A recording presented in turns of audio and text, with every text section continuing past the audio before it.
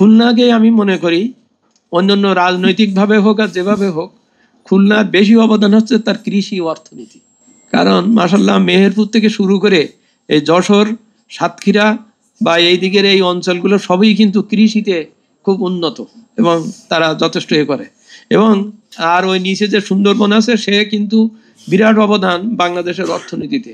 সেখানকার প্রাকৃতিক সম্পদ, সেখানকার আরো অন্যান্য সবকিছু, মৎস্য সম্পদ বা আরো অন্যান্য সবকিছু মিলে, অর্থাৎ পুরো বাংলাদেশের অন্যান্য বিভাগের তুলনায় খুলনার বেশি অবদান হচ্ছে কৃষিতে।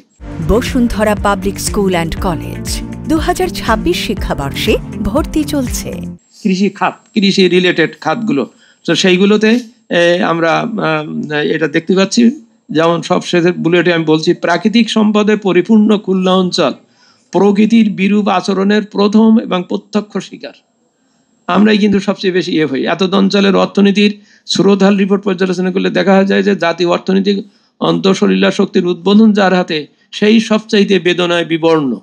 বাংলাদেশ পরিসংখ্যান ব্যুরোর অর্থনীতি অনেক প্রবণতার সূচক সন্ধানে কালাতিপাত করে, কিন্তু উপকূলীয় জেলা নিচয়ের আর্থিক সামাজিক চালচিত্রের খানাপুরি থেকে শুরু করে ভূমি বন্টন ব্যবস্থা, চাষাবাদের হাল হকিকাত, প্রাণী সম্পদের সালতামামি, এগুলোর বাস্তব ব্যাখ্যা তাদের কাছে নাই, সেগুলো রিফ্লেক্টেড হয় না। এবং হয় না বলেই ওই দিকের সম্বন্ধে যে বাজেট তৈরি হয় বা আমি জাতীয় রাজস্ব বোর্ডের পক্ষ থেকে বলছি, যেসব কর বা এটা ওটা সুবিধা দেওয়া হয় সেগুলোতে ওই তার স্ট্যাটিস্টিক্স নাই বলে, ভালো ব্যবস্থা নাই বলে সে সবসময় ওই যে ভাগের মা গঙ্গায় পায় না টাইপের একটা যে অবস্থা, সেই অবস্থায় আমরা চলে যাই। এটা খুব খেয়াল রাখে। তবে আমি মনে করি, এই যে আমি লাস্টে লিখছি ওই জন্য, যে উপকূলীয় অঞ্চল যেন শুধু দুর্যোগ মন্ত্রণালয়ের মাথা ব্যথার সূত্রে আছে, আর শুধু আকালের দিনে নাকালের মোহনায় এবং একমাত্র মিডিয়ায়। আমি আমাদের এই বিভাগীয়, এটা 2000 কত সালে প্রতিষ্ঠিত, 2012 সালে প্রতিষ্ঠিত। আমি আমি আমি অন্তঃস্থল থেকে স্বাগত জানাই যে মিডিয়াই এখন, আমরা যদি একটা সংঘবদ্ধভাবে সিস্টেমেটিকভাবে আমাদের বিভাগকে তুলে ধরতে পারি, এবং ফোরাম আজকে যে গোল্ড টেবিল আয়োজন করেছেন আমি সেটাকে খুব পজিটিভলি দেখছি।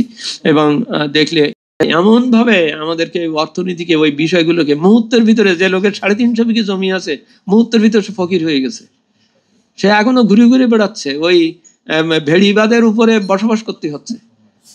এই প্রকৃতি মানে কিভাবে সর্বশান্ত করে, অথচ সেইটার কথা বলে, সেইটার দুর্যোগের কথা বলে, আমাদের সুন্দরবনের এই প্রাকৃতিক দুর্যোগের কথা বলে, কোপেনহেগেন থেকে পর্যন্ত ওই ক্লাইমেট চেঞ্জের বা এইসব সাপোর্ট নেওয়া হচ্ছে, কিন্তু সে পয়সা কিন্তু সুন্দরবনে যাচ্ছে না।